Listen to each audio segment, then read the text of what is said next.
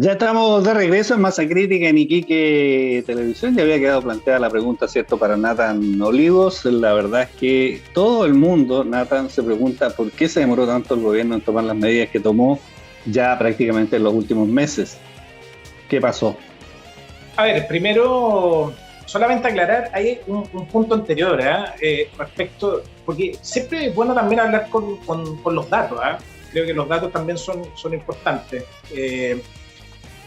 Por ejemplo, Chile fue el país de Latinoamérica que apoyó por más tiempo a las familias. Fueron 18 meses de apoyo, se llegó al 90% del registro social de hogares. Entonces, todos esos puntos también es importante tenerlo. Fueron alrededor de 24 billones de pesos que se hicieron en transferencia directa, que llegaron directamente a las personas, directamente a las familias. Entonces, son datos importantes que no hay que desconocerlos en absoluto. Ahora, respecto al tema migratorio, a ver, hay que recordar un poquito. A veces tenemos una memoria un poco frágil y no nos instalamos en los momentos, quizás cuando estaba este tema en Plaza Brasil, por ejemplo, o cuando estábamos ahí estuvimos con pic de situaciones migratorias, por ejemplo, en Colchane el año pasado, enero, febrero. Yo me acuerdo que me tocó justamente asumir en medio de esa crisis. Y el gobierno, y lo que hemos siempre mencionado, o sea, aquí esto hay que visualizarlo como un problema de Estado, y creer que esto se va a solucionar porque llega un nuevo gobierno es absolutamente iluso, porque en realidad acá uno como ejecutivo se plantea y trabaja con las herramientas legales, y el gobierno aplicó todas las herramientas que tenía a disposición. Teníamos una ley migratoria del año 74, hay que recordar, se planteó una nueva ley migratoria que se discutió 8 años en el Congreso, y que cuando estaba aprobada por amplia mayoría hubo parlamentarios de nuestra región, el diputado Gutiérrez, estuvo el presidente electo, por ejemplo, que sometieron esto al Tribunal Constitucional para bajar 13 artículos de esa ley.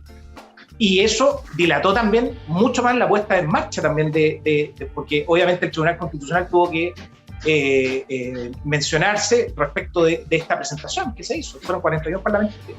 Entonces, hay que tener un poco de memoria también, cómo se da la situación. En ese momento recordemos también que el gobierno quiso aplicar, por ejemplo, las expulsiones que estaban establecidas en esta ley migratoria del año 74, aplicando al máximo la normativa. Por supuesto, también se encontró con múltiples trabas al respecto, recursos de amparo que obviamente evitaron todas estas situaciones. También en algún momento se quiso hacer desalojo, por ejemplo, de la Plaza Brasil, que fue uno de los puntos más críticos y uno de los espacios públicos que tuvo mayor situación. Y recordemos también que ahí intervinieron organismos que no permitían que se realizaran estos procesos. Se hizo requerimientos, por ejemplo, a la municipalidad, que la municipalidad era la dueña de ese espacio público, porque ellos tenían que hacer, digamos, el requerimiento de desalojo de esos espacios, que tampoco se hizo. Entonces, hubo una serie de situaciones, y no es porque necesariamente el gobierno no haya querido actuar, sino que cuando quería aplicar muchas veces la normativa, se encontraba con todas estas situaciones, con todas estas trabas.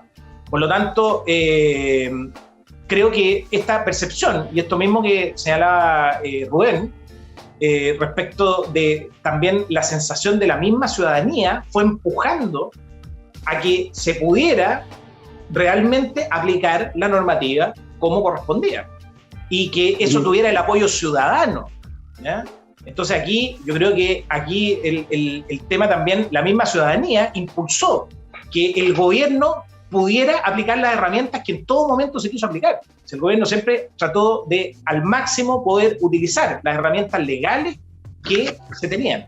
Hoy día, y esto como para cerrar la idea, hoy día hay una nueva ley migratoria que tiene algunas herramientas nuevas. Nos habría gustado que tuviera otra herramienta, porque hay que recordar que también hubo 4 artículos muy importantes que quedaron fuera de esa ley, producto de esta revisión que se hizo por el Tribunal Constitucional. Entonces,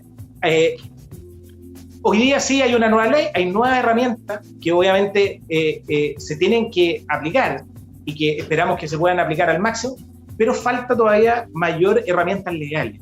el gobierno entrante se va a encontrar con las mismas problemáticas. Lo conversaba el otro día, tuve una reunión con el nuevo delegado presidencial regional que asume el día viernes y también le planteaba esto mismo. O sea, no hay soluciones mágicas, es que no hay herramientas legales que permitan para situaciones excepcionales como la que hemos vivido, porque la situación principalmente de la migración venezolana es una situación absolutamente excepcional y es histórica. O sea, este año, si no cambia la condición de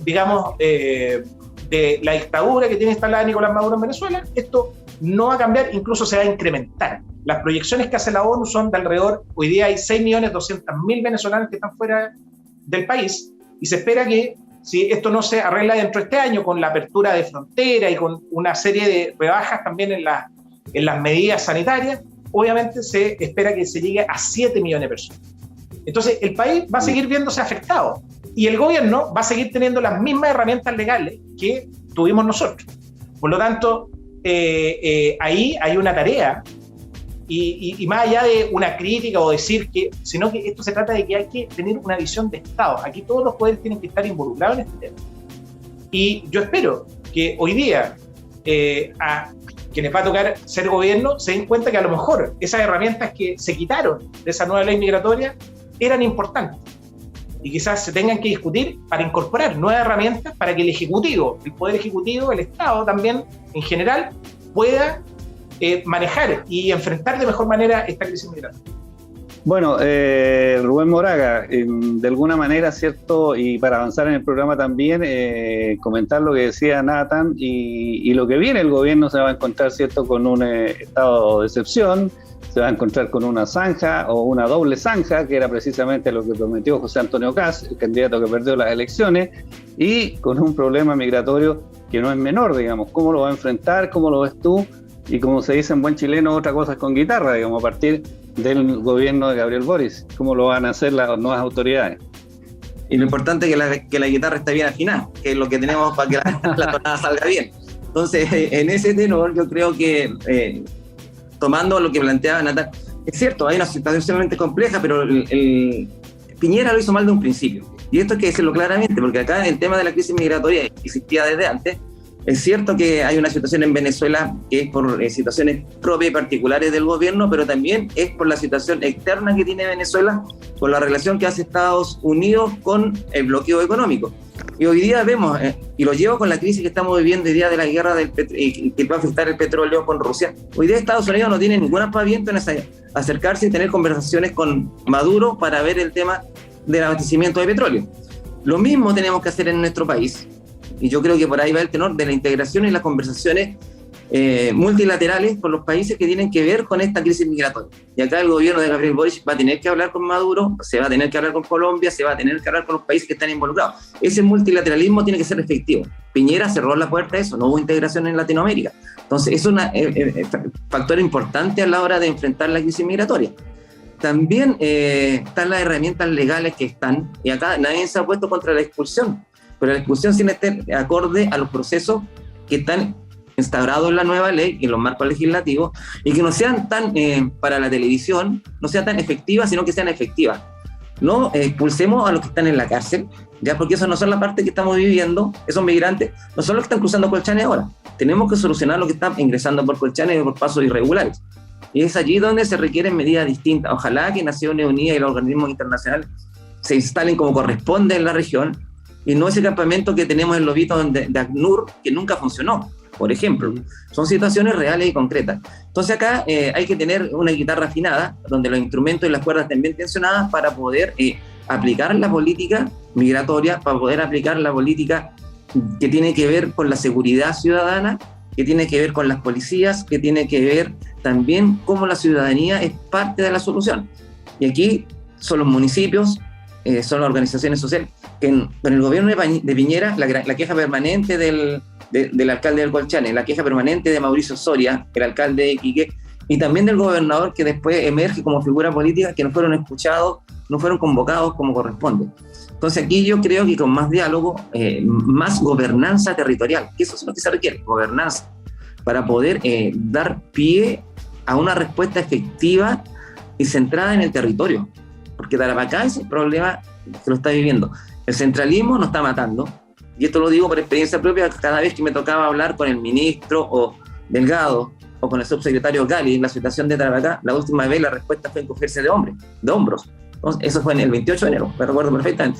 Con encogerme de hombros yo no soluciona Tarapacá, ni a la crisis migratoria, ni al tema de la seguridad ciudadana, ni tampoco, ¿no es cierto?, al tema económico que estamos viviendo en Tarapacá. Yo creo que por ahí tenemos que ser muy claros. Por eso hoy día necesitamos una voluntad convocante de todas y todos los actores de la región de Tarapacá, incluidos, ¿no es cierto?, los actores políticos del gobierno saliente, y no, como lo dijo Diego Chalper, ¿no es cierto?, vamos a trancar la pelota, vamos a hacer todo esto en contra del gobierno que está viniendo, ingresando este 11 de marzo. Yo creo que con la voluntad, que es importante, pero también con medidas concretas y claras que tienen que dar rumbo a, como decía Omar Williams, ¿no es cierto?, navegar en este mar bastante movido que va a recibir Gabriel Boric. Crisis económica, crisis sanitaria y una guerra en curso que va a impactar en la economía y la inflación que estamos en curso hoy día en nuestro país. Ok, Omar Williams, precisamente quería comentarte, digamos, tú partiste del programa diciendo, ¿cierto?, que la gente cuando llega un gobierno tiene enormes expectativas, y en este caso no es menor, digamos, ¿cierto?, un número importante de la población, es cierto, la votación más alta que se tiene registro en las presidenciales, un número importante de esa población tiene expectativas en el nuevo gobierno, y aquí no va a haber luna de miel, parece, no va a durar ni un par de horas la luna de miel, y el gobierno va a tener que poner, ¿cierto?, a trabajar absolutamente, digamos, en los problemas que más acuciantes. Aquí el tema migratorio va a seguir siendo un problema, lo vemos todos los días. Y bueno, ¿cómo ves tú, cómo lo vas a enfrentar? Porque no es nada de fácil, no se va a resolver de un día para otro. El tema delincuencial también, está los problemas económicos, ¿cierto?, que también se señalaban, derivados de esta guerra que estamos viviendo en Rusia, Ucrania, en fin. ¿Cómo ves tú el inicio de este gobierno? ¿Cómo te lo imaginas? Mira, vamos a ver, ese capitán que elegimos es el capitán idóneo para estas aguas, como tú lo mencionas, Reinaldo, en el sentido que hay temas complejos. Pero yo creo, por ejemplo, que en el tema migratorio, primero que señalar que Chile es el país que menos migrantes venezolanos está recepcionando. ¿Ya? Colombia definió una cuota. Y esto no es nuevo, esto lo hizo Europa hace ya muchos años, cuando también vivió una crisis por la guerra en los Balcanes y por la situación de África. Entonces los países se pusieron de acuerdo y fijaron cuotas de recepción, porque obviamente tienen que ver con las capacidades que los territorios tienen. Hoy día también se está hablando de cuotas respecto a los migrantes ucranianos.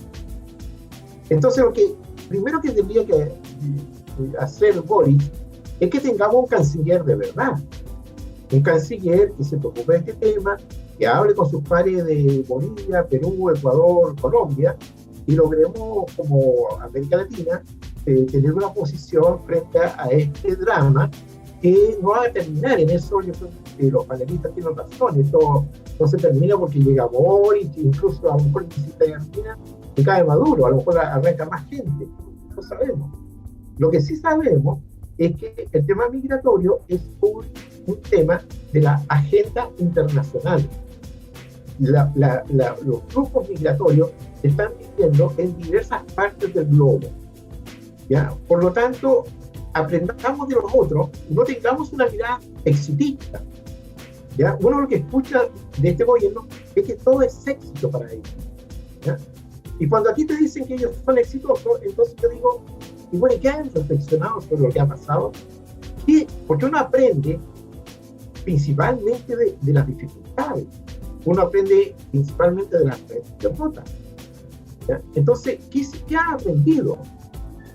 Si hubiesen aprendido, habrían sido reflejos, así de simple, y no lo fueron. Entonces, primero que haya un canciller de verdad, el flujo migratorio va a continuar, necesitamos un canciller de verdad y llegue a acuerdos de cuotas u otras medidas, ¿ya? Y el tema económico va a ser un tema sin duda complejo, pero el tema económico más complejo es la generación de empleo. Nosotros vemos todos los días, y nos damos una vuelta por la ciudad, ¿ya?, que los colegios, precios aumentan. Y yo les pediría que revisaran las cifras del INE, yo las mencioné al comenzar. ¿Ya? Dicen, no, bajó la cesantía en 0,1 punto, 0,5 puntos. ¿Y cuánto aumentó el empleo informal? Digamos a nuestros telespectadores que el empleo informal es el que no tiene contrato, el que tiene algo de ingresos, el que no tiene horario, el que no paga imposiciones, que es casi igual que los cesantes. Y cuando sumamos entonces las dos cifras, la cosa cambia. Yo creo que hay que ser bastante crítico con uno mismo. Yo le pediría al próximo gobierno que fuera bastante crítico con lo que ellos también van a hacer, para que no se cuenten cuentos, porque el problema, ¿no es cierto?, Rubén y Nathan, es que al interior de las coaliciones habitualmente se cuentan cuentos. Y el cuento tiene como final la desafección de la élite política por los ciudadanos. No solamente le echamos la culpa de las altas abstenciones a los ciudadanos. Creo que los conglomerados políticos también tienen que hacerse un análisis respecto a este tema.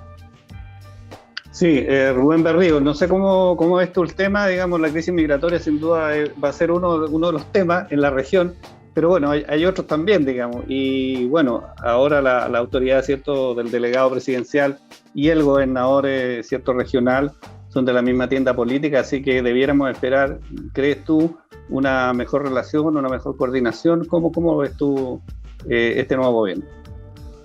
Sí, mira, compartir lo que mencionaba, ¿verdad?, quienes me antecedieron en la palabra, como es Rubén Moraga y Omar William. Tiene razón, Omar, cerca del 35% es la tasa que bordea el empleo informal. Estamos a la altura de países cercanos. Recordemos que en otros países como México, ¿verdad?, el empleo informal va relacionado con la tasa de delincuencia. Ojo, entonces también es algo gravitante. Y está afectando a nosotros, no estamos hablando de tasa nacional, estamos hablando de la tasa regional. Es una preocupación que vamos a heredar de este gobierno. Yo soy hombre que me gusta del deporte, me gusta ver los jugadores en la cancha, ¿verdad? Como decían, más que con la guitarra, en la cancha me gusta ver los jugadores. Creo que vienen con muchas ganas, con una visión distinta a la que hemos tenido, y espero que no cometan el error, que perdone Nathan si soy tan drástico, pero que no cometan el error que cometió este gobierno. Y lo dijo Nathan, nosotros no teníamos la normativa legal que nos acompañara. O sea, no podíamos deportar, no podíamos reconducir, que se llama ahora. Entonces, como no podíamos hacer, me quedaba de brazos cruzados y esperaba que cambie la ley para poder hacer algo.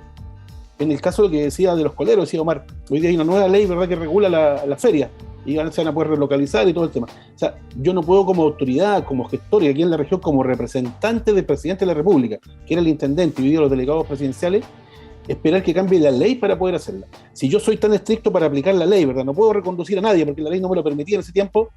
Tampoco puedo permitir que nadie se instale en un espacio público, porque la ley no lo permite. O sea, si voy a aplicar la ley en una cosa, tengo que aplicar la ley en todo.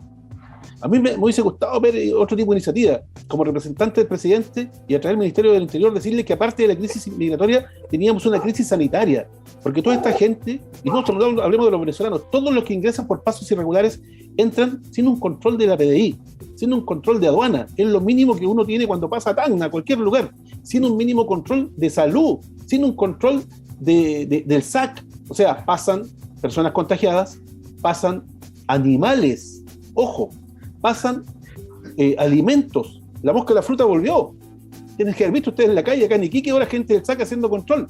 ¿Por qué? Porque entró gente de manera indiscriminada sin control, ni saber de los antecedentes que tenían. Entonces, echaba de menos nosotros, como Consejo Regional, hicimos algunos oficios, ¿verdad?, pero obviamente tenemos poco que hacer y poca competencia en el área, de que se hablaba de una frontera cerrada.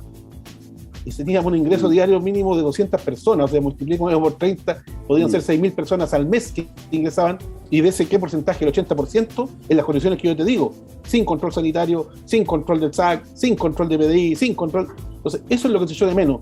Y eso no era con una ley, Nathan, eso bastaba con una gestión, sensibilizar al nivel central a través del Ministerio del Interior que estábamos pasando por una crisis sanitaria, que teníamos gente deambulando en la calle contagiada, la gran mayoría de ellos, porque no tenían control alguno, y muchos de ellos también con ese cero control de identidad, delincuente, y no tuvimos la posibilidad también, ¿por qué no decirle por un tema monetario?, de brindarle por lo menos techo, comida, abrigo y un servicio higiénico, ¿verdad? Porque en la Plaza Brasil, como el Gerardo Poblete, como se denomina, no había donde hacer sus necesidades. O sea, había porque lo hacían ahí mismo. Y eso era justo para todos los vecinos y para la gente que estaba ahí hacinada. Nos faltó un poco de humanidad, nos faltó un poco de proactividad. Yo creo que con ley o sin ley podíamos haber hecho alguna gestión que hubiese significado no tener los espacios públicos copados, plazas, juegos infantiles, la puerta de la casa de los vecinos, y darle un poquito de dignidad a estos extranjeros que venían ingresando en paupérrimas condiciones. Eso.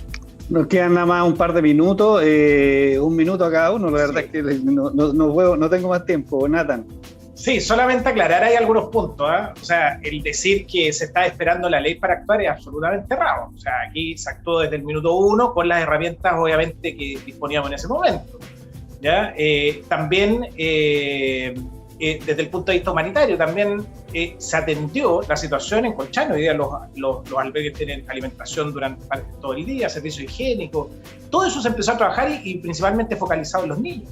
Y en el tema sanitario se atiende a todas las personas que bajan con testeado. Así que absolutamente errado lo que dice ahí Rubén, con respecto, creo que es más apreciación, que lo invitaría a que revisara bien, digamos, no sé si ha ido a Colchane en este tiempo. Sesionamos en Colchane. Yo personalmente sí. Sí, pero es distinto sesionar a estar y conocer realmente, hacer el circuito, por ejemplo, en el albergue y ver cuál es el trabajo que hace Salud, que hace PDI, Carabineros, en fin. Ya. Y respecto a lo que decía Rubén también, hay que aclarar, por ejemplo, con el tema de los hitos. Digamos, las instalaciones que se hicieron, que se consiguió con ACNUR, que fue una gestión personal, una misión diplomática que llevamos a Colchane, donde conseguimos esos recursos, que además van a quedar para la región. Eso no estaba pensado como albergue, eso iba a ser una residencia sanitaria, que finalmente no se completó porque no se requirió, ¿ya? Porque se habilitaron otros espacios. Entonces, lo que conversamos también con el nuevo delegado, que esos recursos se apalancaron para la región, es una inversión millonaria que nos donó ACNUR a Tarapacá, y que va a quedar ahí, y que hoy día efectivamente se podría disponer, yo se lo comenté, podría convertirse eventualmente en un albergue, pero lo importante es que está ese recurso ahí a disposición de la autoridad entrante. Okay. Gracias, solamente Nathan. Para aclarar un poco esos puntos, para que no queden ahí como en el aire, que queda la percepción de que... Rubén Moraga, un minuto final. Ahí sí, el minuto de la verdad, como se dice. Mira, en realidad es esperar que el gobierno entrante lo haga de la mejor forma, pero con la mayor conectividad con la ciudadanía. Son muy grandes las expectativas, eso lo tenemos todos y todas claro. Dar vuelta a la página con el gobierno y con el legado de Piñera, que nunca existió, solo lo que todo nos dejó una crisis migratoria, aumento de la delincuencia y una cesantía fuerte que se nos viene porque no tuvieron los mecanismos ni la herramienta para enfrentarla. Lo que dice Omar, efectivamente, la informalidad no está más del 30 o 35% en la región, y eso es algo que tenemos que enfrentar como sociedad y como conjunto. El gobierno que viene, yo espero que tenga las capacidades de articular con todos los actores políticos de la región y con todo el movimiento social de la región, porque la expectativa de la gente se da respuesta con participación y con la consideración en la toma de decisiones de esas demandas y de esas expectativas. Entonces el diálogo tiene que ser permanente, no tiene que cerrarse las puertas, y hay que ser con la mayor transparencia y honestidad a la hora de enfrentar las dificultades, porque las dificultades van a ser enormes en el contexto que se está entregando este gobierno, con un recorte presupuestario de casi un 23%, con crisis, una guerra en curso que nadie la esperaba, pero esperemos que el capitán que vamos a tener, parafraseando a Omar, tenga la posibilidad, ¿no es cierto?, de conducir en mejor forma este barco que se llama el gobierno de Chile, que el gobierno de Piñera no lo supo hacer en una tormenta. Y esperemos que tengamos la capacidad y la voluntad política, todos los actores de Tarapacá, para poder cursar un buen camino hacia aguas más tranquilas que den respuesta a las demandas sociales que se van a traducir en la salida de la Constitución, en el plebiscito que esperemos, ¿no es cierto?, que la derecha deje de atacarla como tal, porque ese plebiscito y esa Constitución nos van a dar nuevos marcos legales para determinar con la desigualdad, que muy bien lo dijo Omar también en ese informe del PNUD, que originó todo lo que tenemos hoy día del 19 de octubre para adelante. La desigualdad y la inequidad en el país se han instaurado. En esta pandemia la colusión avanzó y los ricos se hicieron más ricos y los pobres más pobres. Y la delincuencia también estuvo presente, y eso hay que decirlo. Hay que decirlo, la corrupción también se incrementó en este periodo de la presidencia de Piñera. Sí, Rubén Berrío, 30 segundos nomás. Gracias. Con 20 está bueno. No, yo soy hombre de hecho, no palabra. Yo le comentaba a Nathan cuando sesionamos allá, bueno, tuvimos que evitar primero un cono de pugilato porque estaba tan tomada prácticamente la plaza por extranjeros, venezolanos principalmente, y casi se produce un pugilato con los pobladores con los que estábamos sesionando. Nos comprometimos a conversar con ellos y justamente cuando los entrevistábamos, el 90% de mujeres, niños y hombres que estaban ahí no habían sido controlados por nadie, menos un PCR, ¿verdad? No existían. En ese tiempo no había ningún albergue, ni amago siquiera. La pobre posta estaba colapsada y no con control de PCR, estaba colapsada con los que estaban por mal de altura, ¿verdad? Los que tenemos la fortuna de haber vivido allá en Colchane, tenemos resistencia a aquello, pero obviamente cualquier foráneo cae como tronco. Y en segundo lugar también hay muchos videos, te los recomiendo Nathan, que reporteaba Martínez, el periodista de Colchane, justamente cuando entrevistaba a la gente y daba, ¿cuántos son ustedes? No son 12, los controladores, no, ahora vamos a ver si buscamos a alguien que nos controle, nuestra familia 5 allá, 40 acá. Eso, hay decenas de videos que son hechos, no palabras, que se pueden buscar fácilmente en Facebook. Los mejores deseos de éxito para la nueva administración, así como en un momento se lo di también al gobierno de Sebastián Piñera, porque si le va mal a quien dirige el país, nos va mal a todos los chilenos y también le va mal a nuestra región de Tarapacá y a todos quienes vivimos acá. Si le va bien a este gobierno, ¿verdad? Le va a ir bien a Chile, a los chilenos y a la región de Tarapacá. Espero que podamos mejorar, ¿verdad? Yo creo que si vemos el índice de desarrollo, en esta oportunidad Tarapacá disminuyó el Fondo Nacional de Desarrollo Regional, nos recortaron 15% un año, tenemos el segundo FNR más bajo del país y sin desarrollo obviamente no podemos mejorar la calidad de vida de quienes viven aquí en Tarapacá. Esperemos que así sea. Gracias. Ok, Rubén, Omar Williams, para cerrar. Mira, está bien. 3 elementos. No solamente estamos frente a una crisis migratoria, estamos frente a una crisis humanitaria. Yo quiero incorporar ese elemento. O sea, hay niños sin educación, hay mujeres sin atención, hay hombres desamparados. Estamos frente no solamente a una crisis migratoria, también a una crisis humanitaria.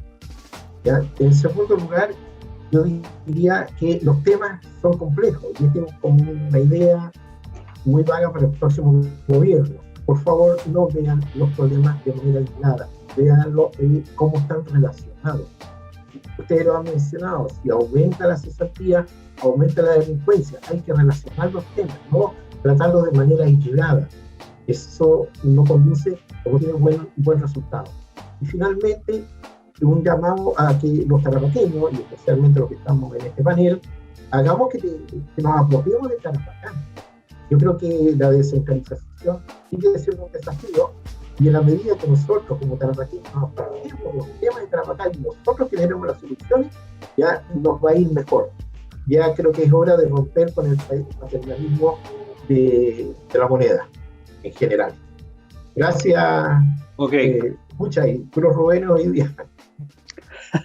Sí, gracias Omar. Bueno, agradecemos, ¿cierto?, a Nathan Olivo, a Rubén Barrio, a Rubén Moraga y también a Omar Williams por acompañarnos en Masa Crítica en Iquique Televisión. Vamos a invitar seguramente a todos ellos, salvo a Omar, en su calidad de ex autoridades, y no sabemos lo que les depara el destino en los próximos programas. Muchas gracias, muy amables. Chao. Muchas gracias. Chao, que estén bien. Abrazo. Chao. Gracias. Chao. Chao, Nathan. Masa Crítica. Masa Crítica en Iquique Televisión. Nos reencontramos la próxima semana en un nuevo programa.